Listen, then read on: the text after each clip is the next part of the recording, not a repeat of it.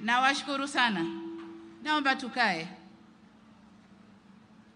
Mheshimiwa Deogratius Ndejembi, Waziri wa Ardhi unayemwakilisha Waziri wa TAMISEMI, Mheshimiwa Hussein Mohamed Bashe, Waziri wa Kilimo, Mheshimiwa Aishatu Kijaji, Waziri wa Viwanda, waheshimiwa mawaziri wote mlioko hapa, Mheshimiwa mkuu wetu wa mkoa wa Simiyu, mwenyeji wetu, Mheshimiwa naibu katibu mkuu wa Chama cha Mapinduzi ndugu yetu John Mongela, pamoja na mwenyekiti wa CCM wa mkoa na viongozi wengine wa chama, tambue uwepo wa mjumbe wa halmashauri kuu ya CCM wa mkoa huu, pamoja na wajumbe wote kamati za siasa za mkoa na wilaya.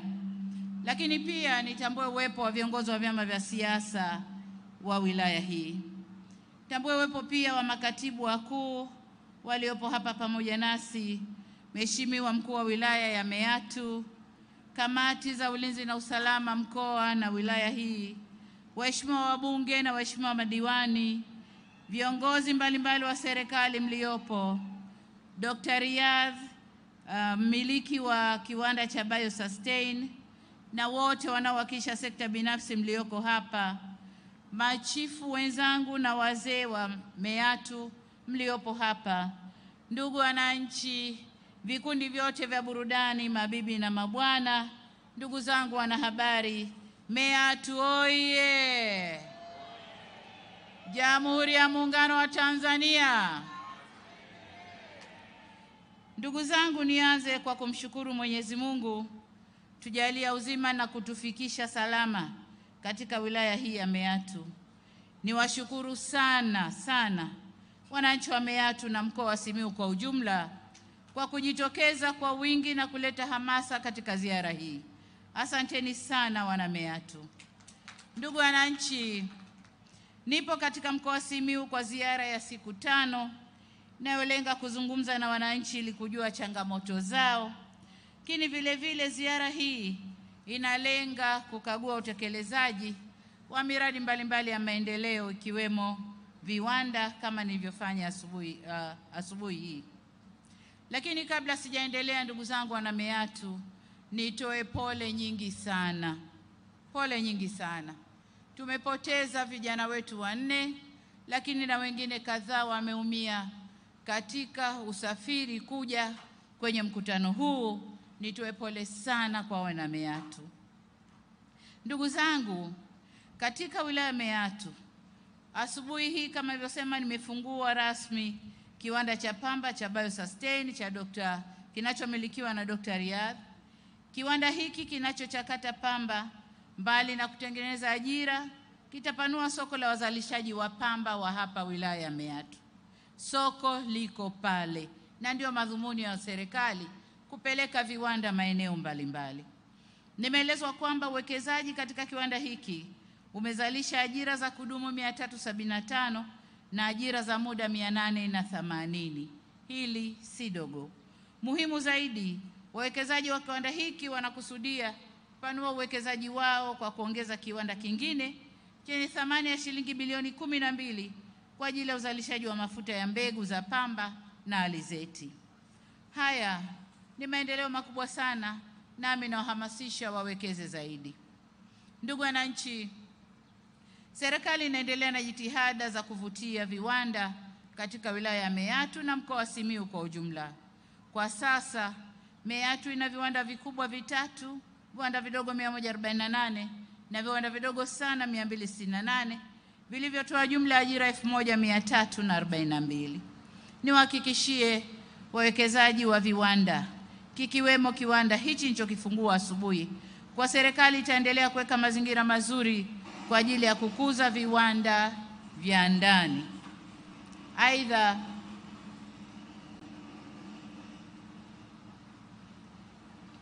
nitoe rai kwa wananchi kuendelea kuzalisha pamba na mazao mengine ili kuendelea kupeleka malighafi inayotakiwa kwenye viwanda hivyo vilivyopo na kuzidi kuvutia viwanda vingine. Niwapongeze sana wakulima kwa juhudi zenu kubwa zilizowezesha uzalishaji wa pamba katika halmashauri ya Meatu kuongezeka kutoka kilo milioni 22,713,000 mwezi Novemba 2020 hadi kilo 40 milioni 286,000 kwa sasa. Takriban mmezalisha maradufu. Hongereni sana wana Meatu. Ndugu wananchi, kutokana na utekelezaji wa mipango na miradi mbalimbali hususan ile tuliyobainisha kwenye ilani ya uchaguzi ya 2020, wilaya ya Meatu imeendelea kushuhudia maendeleo makubwa tena katika nyanja zote kama ilivyosemwa vizuri hapa na mbunge Lea. Na hapa naomba nitoe mifano michache tu. Kwanza, na waziri wa TAMISEMI, anayemwakilisha waziri wa TAMISEMI amesema kwamba zimeletwa fedha kadhaa kwa ajili ya sekta ya afya, lakini niseme kwamba hospitali kongwe ya wilaya imekarabatiwa na kuboreshwa pamoja na kuongezwa jengo la ICU na wodi ya wazazi. Vituo vya afya viwili vimejengwa katika kata ya Mwangudo na Mwasengela. Vile vile majengo ya upasuaji na wodi za wazazi yamejengwa Bukundi. Aidha, serikali imeleta zaidi ya shilingi bilioni 23,980,000 kwa ajili ya elimu ya msingi na sekondari, zikiwemo shilingi bilioni 8,640,000 kwa ajili ya elimu bila malipo ndani ya wilaya hii ya Meatu.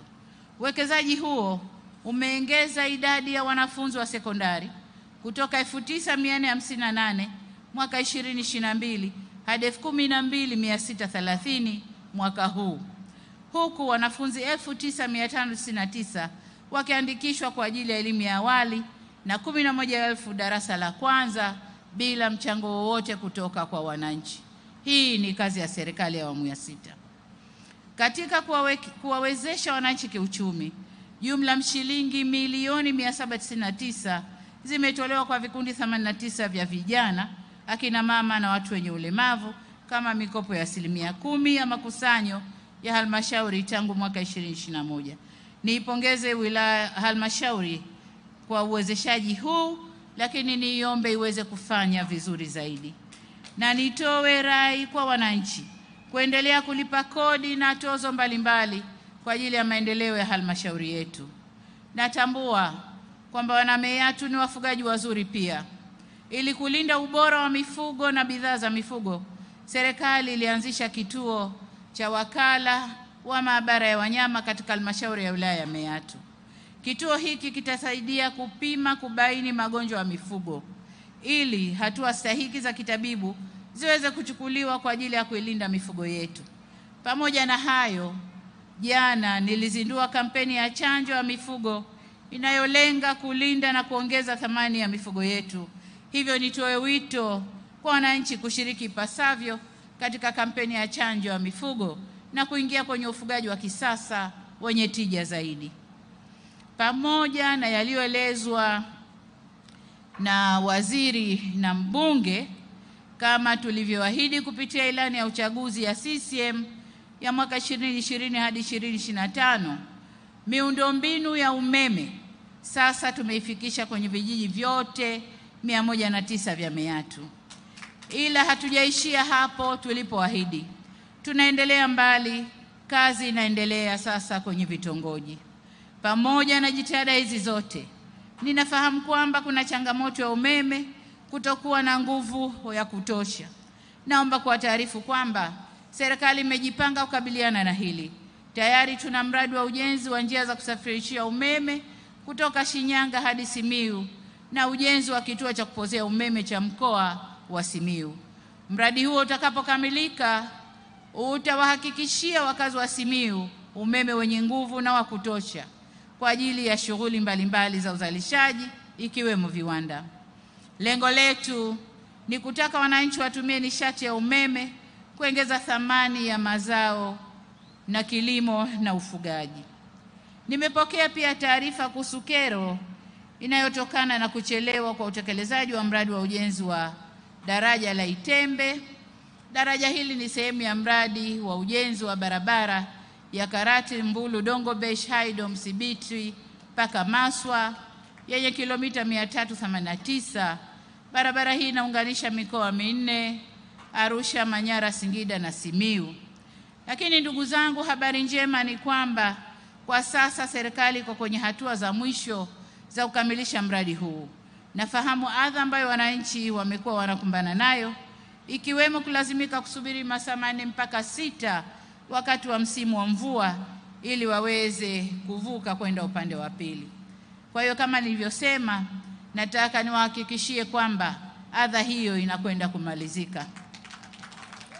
Ninaamini wananchi wamejipanga vyema kutumia fursa zitakazokuja baada ya kukamilika kwa daraja hili, ikiwemo utalii kwenye mbuga za wanyama za Maswa, Ngorongoro na Serengeti, ambapo mtaweza kufika kwa urahisi zaidi kupitia wilaya ya Meatu. Meatu oi! Ndugu wananchi, natambua pia kwamba wilaya ya Meatu bado inakabiliwa na changamoto ya maji. Na tatizo kubwa ni kwamba maji yetu yana chumvi. Tumeleta magari, tumechimba visima, lakini maeneo mengi visima maji yamekutwa yana chumvi. Lakini nataka niwape habari njema pia kwamba mradi wa kutoa maji Ziwa Victoria unakuja kumaliza shida hii. Hata hivyo, pamoja na mradi ule ambao tumeuanza na unaendelea, mwaka uliokwisha wa 2024 tulikamilisha mradi wa maji wa Inonelwa uliogharimu shilingi bilioni 4,860,000. Mwaka huu serikali inaendelea na miradi ya maji Semu, Mbalagane, Mwakipopo, Buliashi, Mwabumwa, Mwashata na Mbushi. Vile vile kwa kutumia mitambo ya kuchimba visima, tutaendelea kuchimba visima kwenye maeneo ambayo chumvi haiko au iko chini sana. Pamoja na hayo, kama nilivyosema, niwahakikishie kwamba mradi wa kutoa maji kutoka Ziwa Victoria tutakwenda kutatua kwa kiwango kikubwa changamoto ya maji katika eneo hili. Ndugu wananchi, kwa kuwa ziara bado inaendelea, nataka nihitimishe kurejea shukrani zangu kwenu wananchi kwa mapokezi na hamasa kubwa katika ziara hii. Lakini kabla sikuhitimisha, naomba sasa niende kwenye maombi ambayo ndugu yangu Mpina aliyaomba. Ndugu zangu, ndugu yangu Mpina aliomba barabara kwamba barabara hii ni ya vumbi, madaraja matatu na kuwepo kwa halmashauri ya wilaya ambayo waziri alishasema. Lakini uwepo wa halmashauri ya wilaya sehemu yoyote huanza na mchakato wa ndani. Unaanza na mchakato wa ndani, ombi linapelekwa TAMISEMI wanachakata na huku juu tunamalizia. Lakini hatoki mtu kuomba juu kwa rais wakati ndani huko alikotoka mchakato haujaanza. Hilo halipo. Kwa hiyo kama alivyosema waziri, anzeni mchakato. Lakini jengine ameomba madaraja na barabara. Ndugu zangu, maombi kama haya Lea huyu aliyowasilisha bungeni na mawaziri wakatekeleza maombi yake. Sasa maombi haya kuyaleta hapa kwenye mkutano kwa rais ni kujitafutia umaarufu na kuthibitisha kwamba mbunge hakulifanyia haki jimbo lake. Angesema bungeni, kazi hii ingefanyika, lakini inaonesha mbunge hakulifanyia haki jimbo lake. Lakini la pili, kwa sifa alizozitoa na maelezo aliyoyatoa, SGR, Mwalimu Nyerere, daraja la Busisi, MV Mwanza, huyu si mbunge wa jimbo bali ni mbunge wa taifa. Kwa nadhani tunapokwenda huko muache nimchukue kwenye nafasi zangu 10. Mwenziwe Lea amesema kila kilichofanyika jimboni na amount ya fedha akitoa kichwani. Lakini mbunge wa Kisesa ni kurukaruka na kwamba Kisesa tunakudai. Lakini ukifata maandiko na rekodi za serikali, tumefanya mambo mengi sana Kisesa. Amenishangaza kusema Kisesa iko kama mwanamke aliyesuka nywele. Ina maana amedharau jimbo lake. Angesema kumekatwa mabarabara, maendeleo yameonekana na hivi, lakini Ndugu zangu, nadhani mngekuwa serious kutuletea wabunge wa kukutoleni huduma kwenye majimbo yenu. Nadhani mngekuwa serious kwenye hilo. Kwa hiyo huyu ni mbunge wa taifa na sio mbunge wa jimbo, kwa sababu hakuongea chochote cha jimbo lake. Baada barabara za kusuka nywele ndicho alichoongea. Uvamizi wa tembo, hatua tumeanza kuzichukua, na mambo haya ni hatua kwa hatua. Kama tumeweza kujenga vituo vitatu, bila shaka kama tatizo bado ni kubwa, angemuona waziri wa maliasili na utalii akiwa bungeni, na waziri angejua cha kufanya, na sio kuja kulalamika hapa mbele ya rais na kutaka umaarufu mbele ya wananchi, maarufu ambao kazi hazifanyi inavyopaswa. Kesi ya wafugaji mahakamani, anajua kesi iko wizarani inashughulikiwa, lakini alitaka iseme hapa ili wananchi wake wamsikie. Ndugu zangu, huyu ni mbunge wa kitaifa na sio mbunge wa jimbo. Kama kweli wana Kisesa mnataka maendeleo, huyu mbunge sio wa jimbo, ni wa kitaifa. Ndugu zangu, baada ya kusema hayo, niwapongeze viongozi wa mkoa, wilaya na halmashauri kwa kazi mnayoendelea kuifanya, na niwaombe sana muendelee kufanya kazi, muwatumikie wananchi ili maendeleo kwa wananchi yaonekane. Nyinyi tuliowaleta huku si watawala, mnamwakilisha rais lakini si watawala, ni watumishi wa wananchi.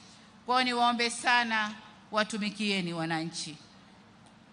Niwaombe sasa mturuhusu tuendelee na ziara katika maeneo mengine, na asanteni sana kwa kutusikiliza. Asanteni sana.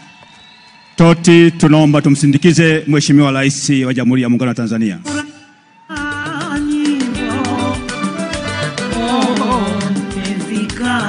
Ahidi, endo na